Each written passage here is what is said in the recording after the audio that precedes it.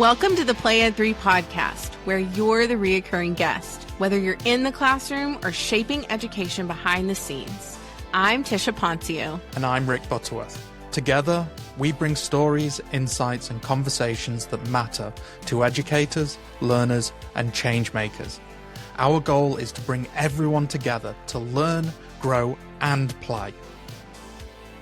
Welcome to another episode of the Play Ed 3 podcast. I'm Rick, and as always, I'm here with my amazing co-host, Tisha. Tish, another episode, another week. How are you doing? What's going on? I'm doing great. What's going on is we're here with like the most incredible guest ever, who is my name twin. I'm not sure if anybody knew this, but I grew up with my name, Tisha, thinking that nobody else in the world had my name, wondering still don't know how my parents came up with this name. But one day I was scrolling on Twitter and I found someone named Tisha Richmond. And I thought, what is happening? And ironically or not, she's in the same ed tech PLN that I'm in. And I was learning from her all the time before I ever actually got to meet her. And so this episode is so special to me. Tisha Richmond, thank you for joining us. I am so honored to be here. I'm so excited and always love to hang with you, and so fun to be with you, Rick. And I was the same when I was in school growing up. I never ran across another Tisha. It just is so rare. So rare. And I don't know. We now call each other the Tisha twins because we are sort of in the same circle of life right now, doing the same things, caring about students and teachers and technology. So Tisha, I don't really think you need an intro for the people who are listening, but just in case you do, could you give us just a brief intro of who you are, what you do, what your passions are, and maybe what you think your purpose is? Yeah, absolutely. Well, I have been in education a long time, since like 1995. And I have had a lot of wonderful adventures. Most of that time has been in the classroom. I am a career and technical educator, a family and consumer science educator. I have taught culinary arts for a majority of that journey. I did teach a little bit of interior design as well. And I've had just a lot of really amazing experiences in that time. I was a department lead. I was a lead of a small school within our school. When I was at my previous high school, I got to go to the district office for 5 years and become a tech integration specialist. And that was right in the heart of COVID. I started that role right before COVID hit. And so I had just really stepped into a role that was so big, and I learned so much, made a lot of mistakes, but also just learned so much, and was able to really be able to share my passion for technology during that time and be able to support teachers in a time when they really needed it. And then I got to work as a Canva learning consultant for 3 years, which I just loved. I loved working with Canva and just being able to support educators in all of the ways that teachers can get students to create and to collaborate. And I was able to author 2 books. I have Make Learning Magical, which was released in 2018. And that was really my manifesto. It was my story of how I went from a teacher that was on the brink of burnout and was able to restore my joy for teaching and learning again, and really transform my own teaching practice, but also create unforgettable learning experiences for students. And so that book is so near and dear to my heart. And then I also had the opportunity to write a children's book, which, oh my goodness, this is like my heart project because I got to collaborate on it with my son. I wrote a story kind of based on his experience in school, and I asked if he would illustrate it, and he said yes. And so we got to go on this adventure together to just birth this children's book and share it with the world. And it was such an amazing bonding experience between us. And I'm just so proud of him and what he accomplished to bring that book into the world, and it's super special to me. And so really grateful for that. And now I'm back in the classroom again. I never saw this coming. I would not, in August, I would have never guessed that I would be back teaching culinary arts again, but an opportunity came up like this close to the beginning of the school year.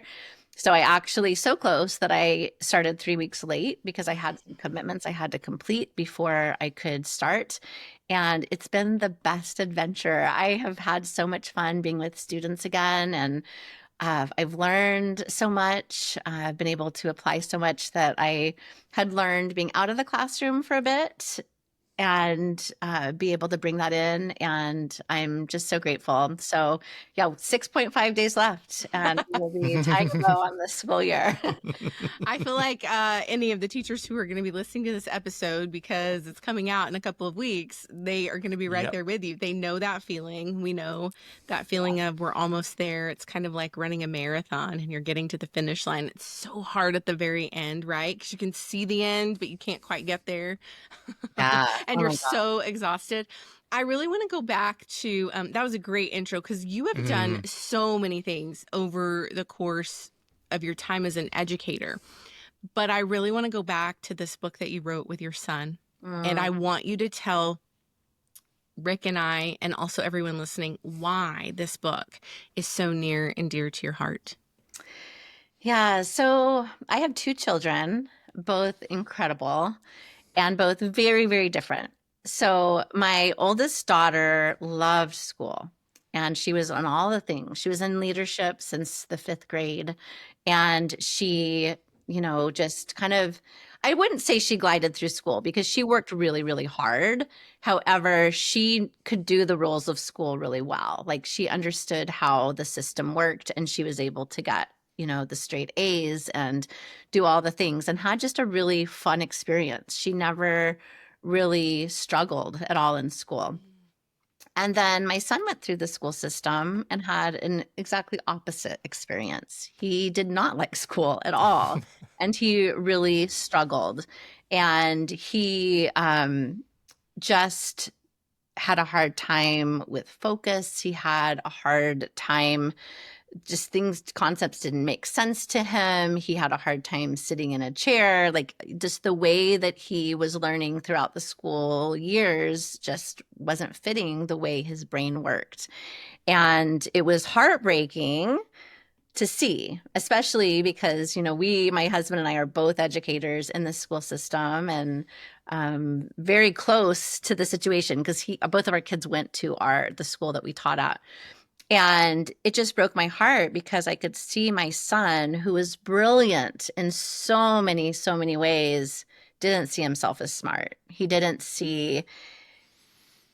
didn't see himself as a success when it came to learning. And it was so hard as a parent to, again, like, see all of these ways that he was shining and he was brilliant, but it wasn't connecting to him as a special talent or gift, or he didn't realize that he had these special skills because when it came to school, it didn't look like success.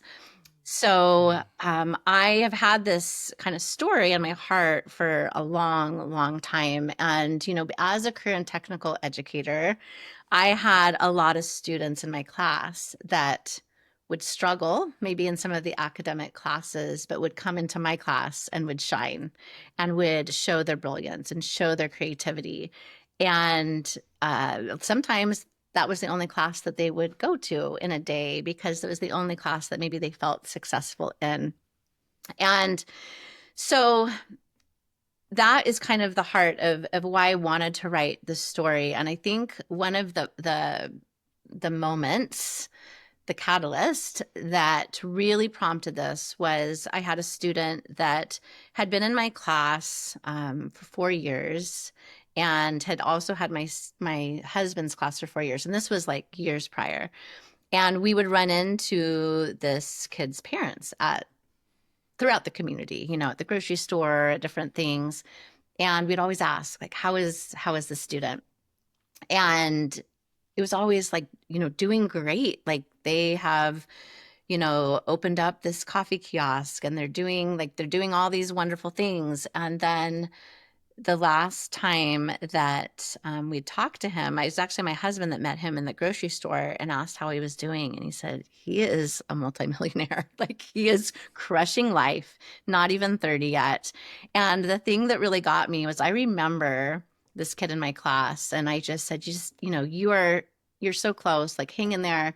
I said, and I would tell him, like, you are so smart. And I said, you're going to be a millionaire someday. Like, I even remember saying that because I knew, like, I could see it. Like, he had all of these amazing skill sets and just an incredible personality. And so I just started sobbing in that moment. My husband came home and told me that. And I'm like, okay, this story is not, I can't hold it in anymore. And I didn't know what it would look like. I didn't know if this was going to be a book for educators. I didn't know if this was going to be a keynote. I didn't know if this was going to be a podcast. Like, I didn't know what kind of form this was going to come out as, but I knew that I couldn't hold it in anymore. Like, this is a story that I needed to share. And it was I think from that moment to the moment I wrote the story was like a week. And I just one night, it all came out. I remember that night, actually, because you sent me a text message and you said, I just wrote this whole book, like, in the last hour. And I remember thinking, how did she do that? Because what year did you write this book? Do you remember the year that you actually wrote the book, like that particular day? Do you remember what date that was? It was in 2023. It was in November. So that makes sense, because when you texted me that, nobody knew that Rick and I were actually doing this book proposal for our book. And I was just sitting there going, this is just the proposal. Like, I don't think people understand. Just the proposal was like a mini book.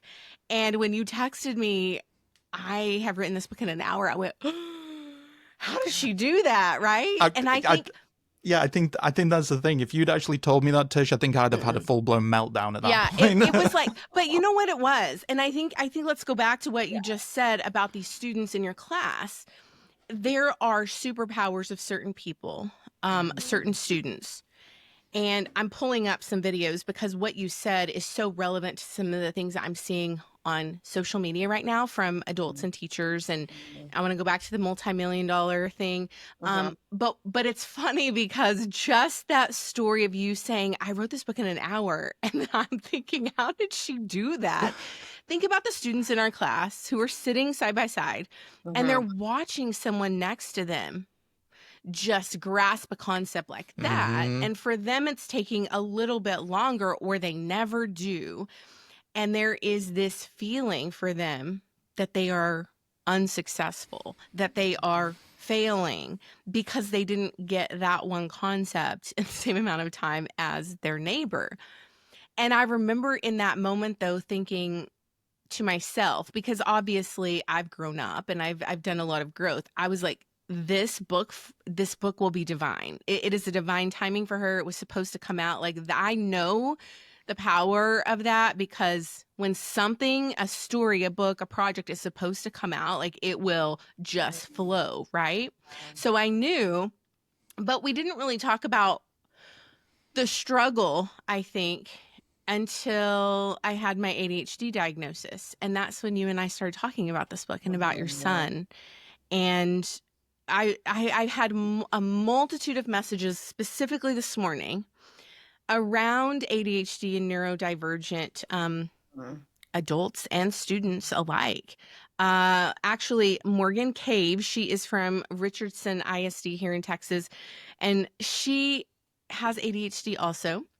And if you didn't know, I was just recently diagnosed, almost a year. But she wrote this, or she sent me this post from Threads, and it says, gifted ADHDer within the external structure of school. Okay, so it's interesting because this is not going to resonate with everyone, but within the external structure of school, straight A's, multiple extra classes, boundless activities, crushing it. gifted ADHDer once they leave school needs a pep talk, 3 cups of coffee, and the right energy from the moon in order to go grocery shopping. And I started thinking, there's so many people who relate to that, but then there's so many people like your student who that structure of school just did not help them grow and emerge into what they were supposed to be. And I was looking for another post that I saw. I shared it on Instagram the other day, and I'll have to find it. We'll put it in the show notes. But essentially, there's a business entrepreneur, CEO. He's telling us all of the percentages of people who go on to be entrepreneurs, successful entrepreneurs. And the statistics are something like 30 to 50% of neurodivergent students go on to be incredibly successful as an entrepreneur. And I think, Rick and I have talked about this. We talk about it in the book. That the school structure is going to really benefit some students. Those students are going to go on to make great grades, and they're going to go on. This was the topic that I saw on Facebook yesterday. They're going to go on to earn thousands and thousands of dollars in scholarships, right? And someone asked, do we always celebrate and announce the number of the amount of money of that student scholarship during a graduation announcement? So that was the topic. Like, do we do that? Is that common practice? And I just chimed in and said, that's common practice. Sometimes they'll have a whole separate ceremony for that as well. And the discussion was, what about the other kids? What about the kids who struggle to just get to that moment in time of graduation? And the question was, why are we tying success to the number or to the amount of scholarship? And I said, well, we've always done that. Those scholarships are tied to great grades. And if you're not making the grades, do you see? It's just like it's a constant pull. Rick and I have talked about this in the book. We will continue to speak about it. Students like us, I didn't get anything as a graduating senior. I didn't get a scholarship. I didn't get a cord. I had nothing. I think what happens then in that moment is that when people go into adulthood, they are in that mindset that they are not worthy, right? They're taking that with them out into the world. And I just commend your student so much for not allowing that mindset to stick and for him to go out and become so successful. And then in terms of your son, totally related to that book. I have that book. I did not bring it. It is on my bookshelf. I have it. I've read it to classes, elementary classes, but I think it resonates with even adults. So I just love that story. And I wanted to highlight that because I think you have so much experience, but to really reflect on your own personal journey as a mom, there are lots of moms listening who are going to say, how do I handle my neurodivergent student who is struggling? Who I raised these kids exactly the same, and I'm not getting the same result, which is exactly what teachers do in the classroom when they say, I'm teaching all of these students exactly the same. Why are they not all coming out the same? And I'm like, because we're all different, right? And so we have to adjust our strategies. Rick, what questions do you have? Well, I mean, I've literally just been sitting and just listening to everything that you've been saying, both Tishas. Both Tishas. So, I mean, Tisha Ponce, I'm just going to do full names. I think it's just going to be easier for me now, so I know who I'm talking to. I know, it doesn't work to even just call us Tish, because you could call both of us Tish. I know, exactly. And also, I think when I'm speaking, and so our listeners, if they can't see the video, they know who I'm actually talking to. But Tisha Ponce, obviously, you know that we obviously wrote the book. You know my background. I've spoken about my background on previous episodes. I'm dyslexic, diagnosed early.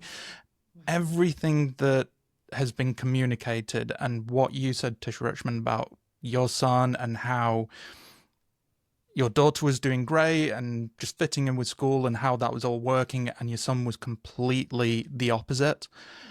I can relate to so much because that was exactly how I was at school. But the problem that I had was, I'm not going to blame the school, but the school didn't know that I was dyslexic, even though it was on my record. So to them, I was just an underachiever. I wasn't getting the grades, and that's why I don't think grades are beneficial for every student. I think that they can help. But I think from your side, when you're seeing students coming to your class and being able to excel, what do you think, or what do you think teachers could look out for or implement into their classrooms if they don't have that ability to allow students to go to a different class to do other things that helps them excel? What can teachers bring into their own classroom to help understand where the strengths are for those students that just they don't fit into the norm of the classroom? Yeah, absolutely. Well, I in culinary arts have just bursting with neurodivergence. I have so many different learners in that class, and I love it. I love it. And I think one thing that's really helpful in those classes and why they love it so much is it's so hands-on. Like they are learning by doing, and they are a majority of the class period. And I think something else that's been really helpful for them is that anytime that I am instructing and teaching a skill, I add a lot of visuals. And so whether I'm actually demonstrating a full recipe by doing it, or walking through the steps and like showing all of the things. This is a whisk. This is what it looks like when we are going to, whisk. This is what it looks like to cut in, and I'm showing the pastry blender. And then I also have them take visual notes, call them sketch notes or sketchapees.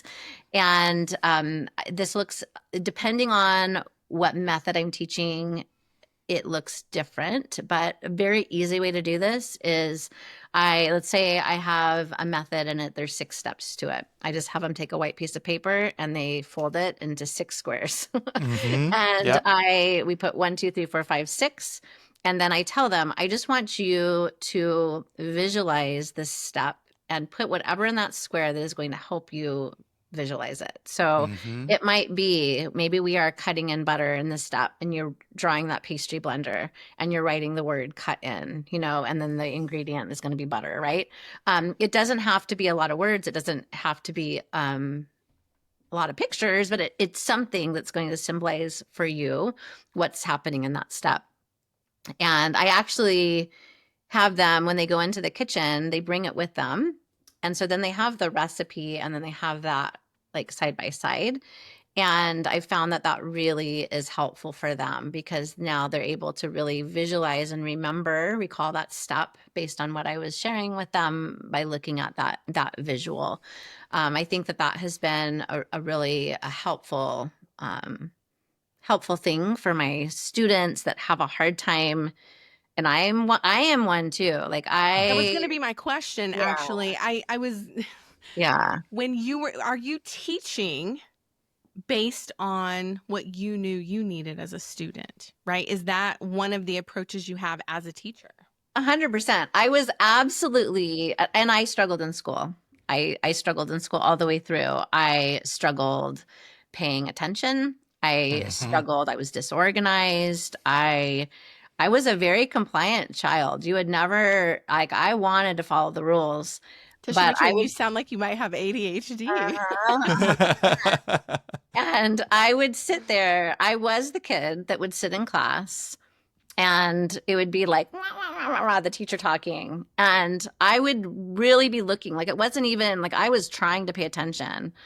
And then they would get done doing their spiel, and I would turn to my neighbor very reluctantly and ask, what are we supposed to do? Because clearly, like, everybody was starting doing the thing that they were supposed to do. Was like you needed a translation of the summary. Yes. Do you find as an adult, based on knowing that now, do you find as an adult, if you are watching a video on YouTube or listening to a podcast or an audiobook, do you speed up the video or the audio? Do you do that? I do. Sometimes I do. Yeah.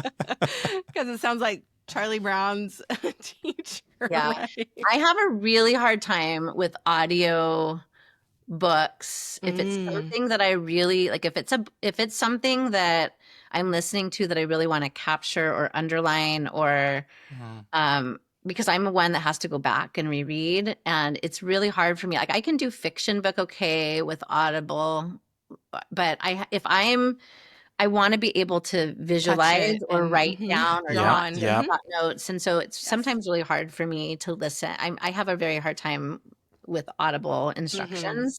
And Hmm. so yes, like that is one of the things that, and I feel like this strategy helps all learners. Like really, I have, again, like I have so many varied learning needs in my class, and it really is helpful for them. And just to be able to visualize. So that's definitely one of the things that I find is really helpful. And I think too, just really like I have a student, I'll just say sometime this year we had a lesson, and this particular student kind of took the lead that particular day on this lesson. We were making creme anglaise, which is a vanilla custard. It's going to be the base for ice cream. It also can be a plating sauce. And this student, it's very difficult to make it and not you, because you have to temper the eggs. Hmm. And if you don't temper the eggs, then they scramble. And so you end up with this really chunky sauce. It's not super appetizing.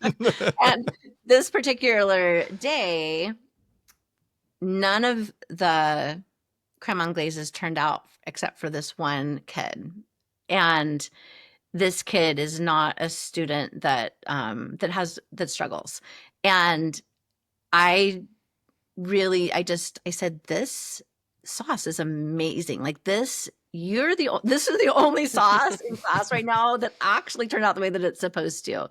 And I just remember that student it's just like, just shined in that moment, right? Was just so proud. And he is a student that wants to he is into following everything precisely, right? Hmm. And in some instances that doesn't always equal success for him, but in this instance it really did. And I think really just being able to notice the skills and how students shine, and really being able to speak to that and give them very specific feedback like this. Hmm. I'm so proud of you for doing this, because this is what I saw you do, and this is what it resulted in. And really being able to point out all of the ways that they shine. And I think so many times kids don't hear that. I think Hmm. it's a Yeah, great point. This feedback piece, Mhm. all of our guests so far have sort of yeah. been tapping into chapter 8 in our Mhm. Hmm. book is feedback and reflection. And what I want to know, because he did a great job and you were able to give him specific feedback on that, for everybody else who apparently failed at this Mhm. assignment, what feedback, how did you give feedback to those who did not achieve the outcome that they were looking for? I think just really like just pointing out like this is, this happened. So let's think back to the steps and where you got to this point. The eggs have scrambled. I'm trying to imagine this sausage scramble. I'm, I mean, I've never tried it, Tisha yeah, Richmond. I'm not even going yeah. to say that I will. Go You're ahead, not Rick. the only one. I'm just literally. You're telling me all these words of cooking. I mean, I'm happy that I'm able to make scrambled eggs at the moment. I But think no, I think there's a meme here or an image. Next time this assignment happens to Richmond, I want to see the photo of the scrambled eggs, because I do think, think about it. A lot of you think about those entrepreneurs that are successful, your former student. Mhm. I'm sure when he first started off, it wasn't like just complete success. He probably Right, just was a risk taker and failed so many times. It'd well, be right. interesting it's to do a little experiment to see how long it took your students that failed that first Yeah, time, how long it yeah. would take for them to not then, right? Well, absolutely. I Yeah. think the interesting part, you said that the student that actually did it correctly, who had Hmm. gone through the steps one by one, likes to be precise, and you said it that they're not getting it right all the time, and Hmm. that's the important part of it, because we Hmm. constantly say failure is one of the best learning Hmm. experiences that we can receive, and Absolutely. It's it's the hardest. It's the hardest to accept every single time, because we also know that when it comes to education, that when we, like we've said before, if you see someone that's excelling at something and you're massively falling behind, you see yourself as a failure and you're not good enough, and you start to give yourself negative thoughts in that aspect, thinking you're not going to achieve anything. I mean, that's exactly what Comparison I is did. the thief of joy. It certainly is. And I think the fact, when you can give feedback that is both positive for someone that has done well, and also some constructive criticism on what they can do better and Yeah. improve on, and show that, okay, it's not all bad. You did get certain things right, but being able to, let's look at how we can improve it. Let's go, as you say, going back through what you did, where things Yeah. didn't go so well, how they should have done, but it Yeah. gives them the opportunity to now learn and become better at that. And My it's a stepping question, stone every time. did you have did you have an assignment around the feedback when you were doing feedback on this particular custard? I'm just trying to kind of get in the mind of my Tisha twin educator mind. Was it all verbal feedback? Do you have something in place for your class the whole year that revolves around feedback and reflection for your students? Yeah, I think again, my class is very lab based and focused. So we are pretty much in the kitchens most every day. It's not like not finishing the recipe every day, but we are at least mise en placing one day and finishing the other.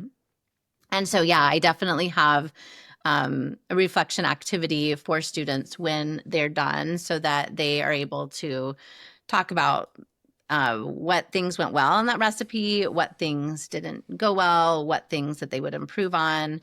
And I always give an activity at the end of each unit for them to, basically what I want them to do is an opportunity to be able to showcase the skill that they learned.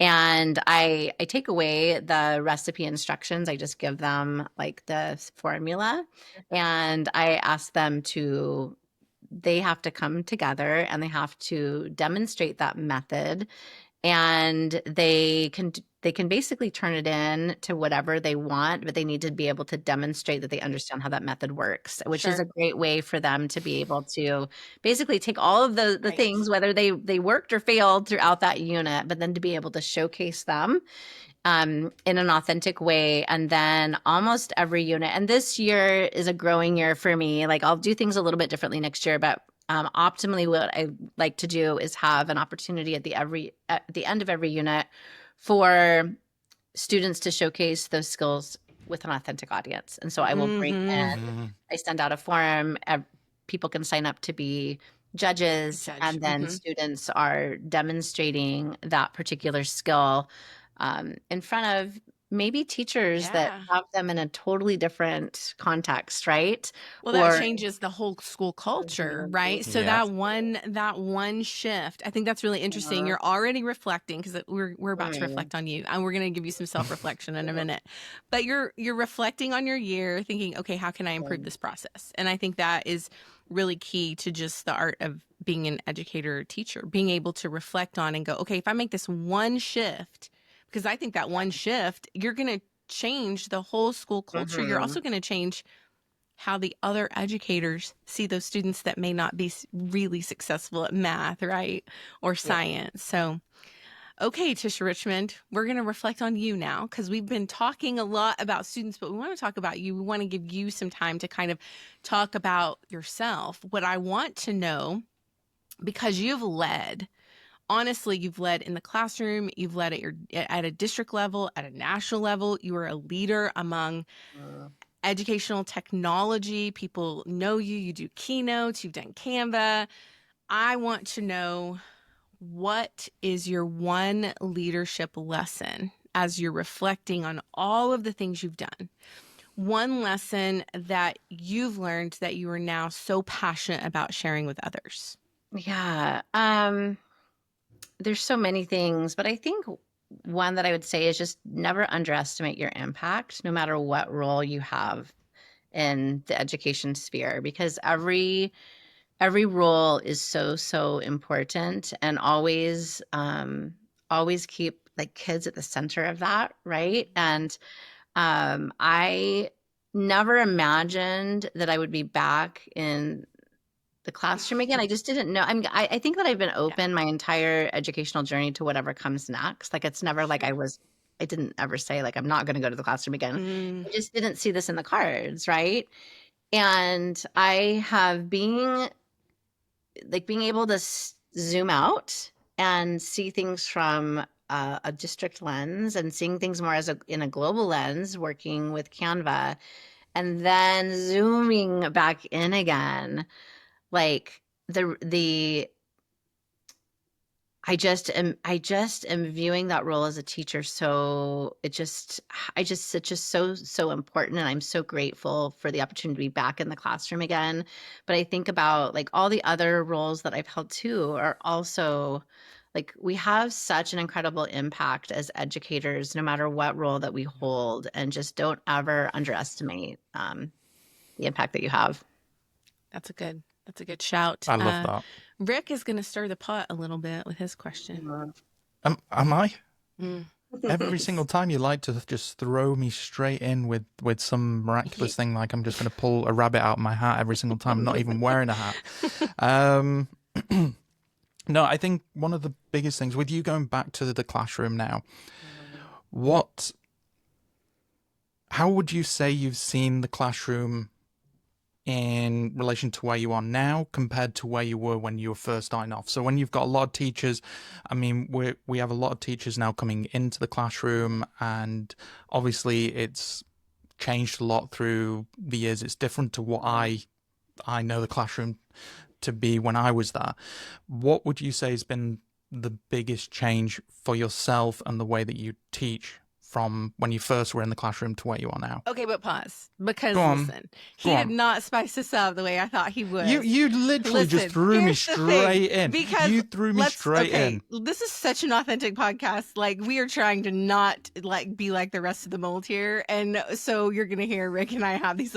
He sent a question to me that says, "Let's stir the pot." So I'm trying to set him up like Scottie Pippen. And he's Michael Jordan. He's literally not taking the bait. So we're gonna restructure that question. Okay, let's what? let's hold on. First off, let's not use sports references I from absolutely American will. sports when I'm here. I understand some of them that you say, but you constantly use these sports references. Well, But I'm just here's- like, it goes straight over my head half the time. Now, when you Okay. said stir the pot, yes. I know exactly what you're talking about now, but when you literally just went and said, I think we can combine but that anyway, question though. we can. So I think Rick's question is absolutely valid. Let's just sort of add Thank you. some, Thank let's you add for some hot sauce to it. Now that you are back in the classroom, so your classroom, you went and did all these really cool roles. You're back in the classroom. We've talked about your students. I want to know, what is an opinion you now have that will raise eyebrows, whether they're from educators or parents? What is something that you feel like is a healthy debate right now, currently? And what is your thought on it? Wow.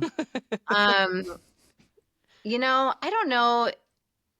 I don't know if it's going to raise eyebrows. However, I believe that there's a lot of power in play and bringing play into the classroom. And I love this one quote by Fred Rogers: "Play is often talked about as if it is a relief from serious learning, but for children, play is serious learning. Play is really the work of childhood." Fred Rogers is one of my like childhood faves. And I think that there's a lot of power in that, because even as adults, I think about the lessons we learn from play are so, so powerful. And I really love to incorporate that into the classroom. And it comes in a lot of forms. Like I bought at Costco the giant Plinko board, Yes. and I saw I that. love just like maybe one day whatever it lands on, that is this special like mix and ingredient that team has to use that Sure. day, right? Or maybe they are doing a challenge, and whatever knife cut it lands on, they have to incorporate that knife cut in a certain way. Just little Yeah. things like that, just to change it up. Yesterday, we're at the end of the school year, and so I'm trying to use everything in my refrigerator, just like, and on the like, just get rid of all of it. I'm trying not to go to the grocery store. I just want to use up what we have. And so I did a challenge. I gave them a base cookie recipe, and they had I had a mystery box, and in it I had random stuff. Like I had extra Rice Krispies. I had Rice Krispies in there, and I had a little thing of almond bark, white chocolate almond bark, and I had a thing of marshmallow cream. I basically called it a whiteout. And so I put it under the bowl, and I told them, like, this is and it had mystery bag was on the screen. And I'm like, you have a mystery bag challenge. You're going to have a base formula, not the recipe directions, but a base formula. And using that base formula, and you have to use all of the mixed ingredients under that bowl. And I give them mystery badge. They can earn mystery badges in my class. And so then I had a whole cart of extra things that they could pay for with their mystery badges. And it was just like, it was so fun because I stand by the door every single day. Yeah. Like, it's one of my favorite parts of every class is getting to like greet my students in. And they come in, and then they always look to see what we're doing because I have it up on the screen, and just to see their eyeballs, like, like they literally Like a do like an surprise. audible, like when they see that there's going to be some kind of a challenge, and they step up. Like the descriptions they were giving me when they were presenting their dishes to me were priceless. Like Yeah. it was, they just come They were alive. having so much fun, right? Like you So gave much. them a challenge and I feel like those challenges, that playtime, do you find, so I'm kind of putting you on the spot, but have you ever found any teachers around you or anybody that you've ever worked with who is like, there's Mrs. Richmond again doing play fun things? Do you ever encounter any criticism for incorporating the play? I don't think anybody has said that to my face. But I'm sure there are those people that are like, oh gosh, Yeah. he's got to You play know, in our classroom. it's interesting because you're doing a little bit at a time. I taught a yearbook class. We were doing the yearbook for the entire district. Let me just tell you, it was one of those scenarios where the principal showed up at my door during the summer months and said, we have nobody to do this and I need you to do this. And so I took it on, but under the stipulation that I could make the entire yearbook digital instead of doing it the old school way. Yeah. So he was so desperate, he paid for that. But every Friday of that class, Monday through Thursday, I would work them really hard. The projects, very similar, it did not operate like a normal classroom. They had projects, they were project managing, they had team leaders. And every Friday, though, I would bring in a game. And for some of those students, it was so difficult for them to stop working and come participate just in that game, which was interesting. But over the course of time, they got used to it. And I think there's something to be said about that. One of the things I struggle with is not working and actually finding time to play. There's a reason we named this podcast the Play Ed 3 podcast. It's so funny. We did not pay Tisha Richmond to even talk about play. That was not part of the plan. But I do think that it is a pot stirring thing, because if, there are some parents, maybe where I am, I can foresee them saying, well, they shouldn't be playing. We didn't play when I was in school, and they shouldn't have to play. And I turned out fine. Miss Richmond. Yeah. Well, and I think though, like there, it can go hand in hand. And I think like even in that challenge that they were doing with the mystery box, like to hear the conversations, and they're having to put their skills together, and they're having to collaborate in a way that they wouldn't collaborate if they were just following a recipe. They have to put their creative minds together and think about, what are we going to do with these Rice Krispies? Are we going to, so many different things happen. Some were mixed in the dough. Some made like a little Rice Krispie treat and like formed it on the top and like pressed it in. There were some that made like some kind of a crunchy sauce with them. Like they are all coming together, and they're having such a good time learning. Yeah. And when I taught at my previous school, this was actually a very catalyst moment for me too. There was a sign by my door that said, above all, have a good time. It was a Julia Child's quote. And it's so funny because I had asked the custodian to put it, like hang it up for me. And they nailed that sucker into the wall so strongly that I couldn't get it off when I left. And I'm like, this is just meant to be like here forever. Like this is never going away. This sign is always going to be by this door. And it still is. It's still by the door. But there was a moment in my teaching experience where I looked at that sign during, I think it was lunch. I was sitting at one of the desks and I just started bawling because I realized that I have this sign by my door that above all, I want my students to have a good time, but yet I wasn't having a good time teaching. And that was one of those pivotal moments that I'm like, that changed me. Yeah. And I think about that often.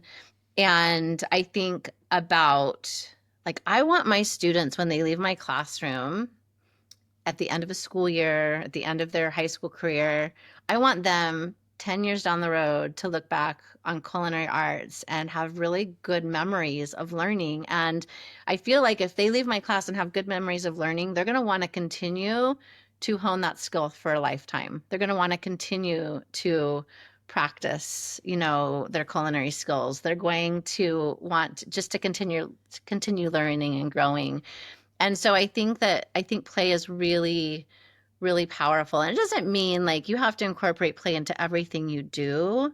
but I do feel like there's some really powerful dynamics that happen when you can weave it into the learning experience for kids. 100%. I think one of the things Rick and I have written in the book is that it's very important for educators to do the thing that you're kind of expecting students to do. You can't expect them to do the thing if you're not willing to do the thing. And so if we want them to be playful in their learning and see play as learning, we have to be able to do that too. And if they don't see us doing it, they're not going to take us seriously. So you're so good at that. And I just want to say, so we're going to kind of switch. We're going to do a game with Tisha Richmond very quickly, but Tisha Richmond, tell everybody where they can find you on social media so they can follow your teaching journey. Yeah. So I don't have one of those handles that just is the same in every place. You and Rick. It's like y'all got together. You know what? I'm going to say we're not here to make things simple. We want to make it a challenge. You want to discover us on socials? Let's make it like a treasure hunt to find us. Let's make it entertaining. We're not here just to say Tisha Poncio and every single social platform comes up like certain people. We want to make it fun. We want to make fun. Sorry, yes, go on. What's your socials? So I would say that I'm on Instagram a lot right now. Yes. I'm posting a lot of reels there. So at Tish Richmond, no A, just Tish Richmond. If you find me on X, it's at Tish Rich. So TISHRICH. I am on TikTok as Tisha Richmond. And let's see, LinkedIn, Tisha Richmond. And you can find me on Facebook too as Tisha Norton Richmond. I also have a Facebook group for gamifying family and consumer science. And I have a Make Learning Magical page there as well. And I also have a website, tisharrichmond.com. You can find a lot of blog posts and resources, etc. This is amazing. Did you know that your Twitter handle, Rick and I realized this the other day, at Tish Rich, it's like your name is actually both of our names put together, sort of, in that way, because Tish First, and then Richard. Rick's. Isn't that funny? So, so definitely follow Tisha Richmond everywhere she is. I bet you can just Google or ChatGPT Tisha Richmond, and you'll find her everywhere. All the links will be in the description. If you're listening on Spotify and YouTube, it'll all be there as well. But if you're too lazy like me to go look at the notes, and you are an audio learner, you're probably searching for that, but just go to Google. Okay. I'm on Blue Sky too. Oh, she's also on Blue Sky. And amazing. I think she has something big coming out. I mean, let me be honest. I know Tish Richmond has something big coming soon. So I can't give much of that away, but what I can tell you is you should be following her everywhere she is so that you see the news the minute that she drops it. For sure. So be paying attention in the coming month. I will be dropping some big news that I'm super excited about. We're excited for you. Exciting times. Well, it's time for Juice Box Confessionals, Tisha Richmond. Ready. You know what, Tish? I'm just going to jump in. I like the way that you just started that this is the first time we're doing this particular question. Mm-hmm. Yes, we are. Could this be the new segment? You want every segment to be a juice box confessional? I'm okay with that. First episode of Juice Box Confessions, I think is going to be perfect. Is it going to expand out with Tish Rich? Maybe. Yep. Okay, so you know what? I have a list of things here. I'm just gonna, like always, just go off the top of my head. So I'm going to say a nostalgic object because, Play at 3 is really about bringing everybody together as a community for learning and play and growing and really authentic conversations. But also I know that our audience, they're probably 80s, 90s kids. So that is where my list of words will come from. Okay. Would love to play Juice Box Confessionals with any of you watching. There is a form I think that Rick has on our website or somewhere, maybe on the notes where you can, I think you do, where people can suggest guests or they can even suggest themselves if they want. So I'm going to say the nostalgic object, okay? And then you have to give us a little story. But I'm going to use my friend ChatGPT here. So we're going to model for kind of how I do this. I'm not satisfied with the list that I've created. So I'm going to see if there's anything that's more along the Tish Rich lines for these nostalgic objects. Rick, you can feel free to add any notes on there as well. Okay. Absolutely fine. Are you I'm ready? Just looking. I'm making it look like Tisha I'm doing Richmond? some work right now. So Ready. Okay. So the very first word I'm giving you is Trapper Keeper. Oh my gosh. Trapper What the- Keeper. They were the best. There was nothing better than the beginning of a school year and getting to go and pick out your Trapper Keeper. Do you remember the Trapper Keeper that Sorry. you once had? Oh, Rick. Can I just ask? I'm probably showing my age now. What the hell is a trapper keeper? You should Google search that while Tisha Richmond. Yeah, you describe that. Sorry. You tell me your story, and I will do some googling. Yeah. So, gosh, I'm trying to think of which one I had. I think I might have had a Garfield one at one time. I think I had a Smurfs one. Smurf. Trying to think what other ones I might have had. Strangely enough, I feel like I had a unicorn one at one point. You didn't keep any of these. It's very None sad. of them. I None know, of because we didn't know that they would be popular again, right? Yeah. But You know they, what's go ahead. Yeah, go ahead. No, what's funny? Tell me. No, I was just thinking, like, you know how you'll get like little things pop up on your Yes. Facebook, like nostalgic, like things Yes. from your And childhood. did it trigger a memory? Yeah, and so then I'll be like, oh my gosh, I totally I had had that. I think about that with lunchboxes a lot too. Yes, that So is on my list. I feel like a lot of times you went with a theme. Like if you Oh, had a always. Trapper Keeper, like that You theme went the also crossed over to the lunchbox. And then I would get frustrated if I couldn't match them all, right? Like if I have a strawberry shortcake lunchbox, why can't I find a strawberry shortcake Trapper Keeper? But did you know Trapper Keepers, they were popular again recently because I think it was Avery that was like, or Yeah. Jace, I need a Trapper Keeper. And I was like, what? And so I went and got one and I thought, how did these still exist? But I had the I forgot her name. Whoever's listening, you guys may remember. It was a tiger and it was like the rainbow colors. What was her name? She did everything Rainbow in that. Bright? Oh no, not Rainbow Bright. No. No, I loved Rainbow Bright though. Listen, Yeah. Rainbow Bright and strawberry shortcake. Rick, we're really sorry. I think I'm- I had I'm a j- strawberry shortcake one too. See? Now that you say that. Okay, Yeah. did you Google Trapper Keeper? Well, now I've understand it. I mean, the fact that it says it's popular in the US, I'm sorry. that was it. And then you just start listing all these things on, and I'm just like, Well, did you either have I'm too anything young like that in or. the UK? Well, the biggest thing for us was always about pencil cases. Oh. That was the big Oh. thing for us. It's always pencil cases. Anyone that turned up with the smelly pans, all that kind of stuff, was always very, very popular. But yeah, pencil cases were always the way. I went to Lisa an Frank. all-boys school. Mm-hmm. Okay. Yeah, I Sorry. have very vivid. Sorry, like, Rick. there's a Velcro. I remember the Velcro. Yes. What's the thing? He was the middle of telling a story. That was my ADHD. I needed to say Lisa Frank's name really quick. This is basic. When we were on Zoom calls, I'm going slightly off topic on this, but we were on Zoom calls practically every single day when we were writing this book. And Tish I'd be talking about something related to the book, and Tish would just literally go, "There's a cardinal outside," and I'm just like, "What?"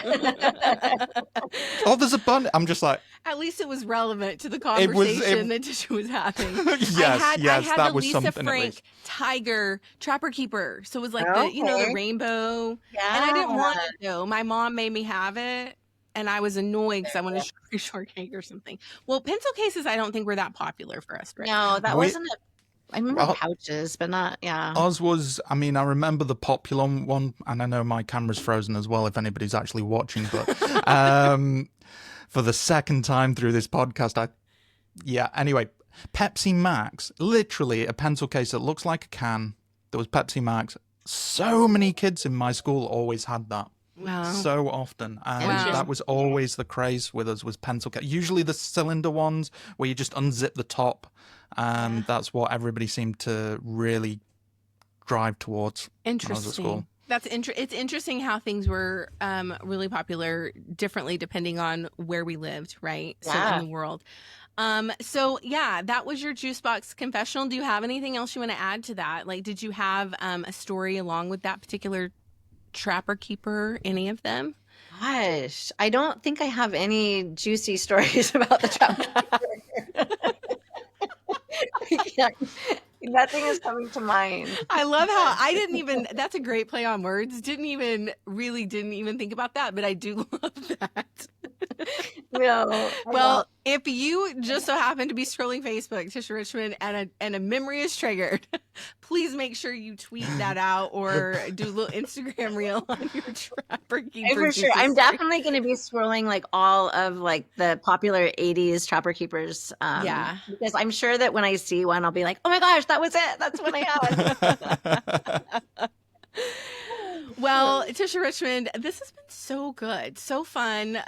Really, really love having you as our guest. I am so grateful that you said yes to us, sort of like a dating game where I was like, Tisha, would you please be on this podcast with us and share all the greatness? But do you have any, if you could pass on any advice to a new teacher, to a veteran teacher who's feeling burnout, to really anybody from administrator, even to people in ed tech who are listening, this podcast is for everyone who is behind that educational umbrella. What advice do you have for them? Oh gosh, there's so many things, but I would say one of my favorite quotes is by D.M. Dellinger, and it says, "You are unrepeatable. You have a magic all your own." And I really think as educators, as humans, we need to embrace that, because my magic is not your magic. Your magic is not my magic, but we all have a special magic. And really that authenticity is so powerful in the classroom. Students really, they want you to bring your authentic self. And it's such a powerful connector when we do.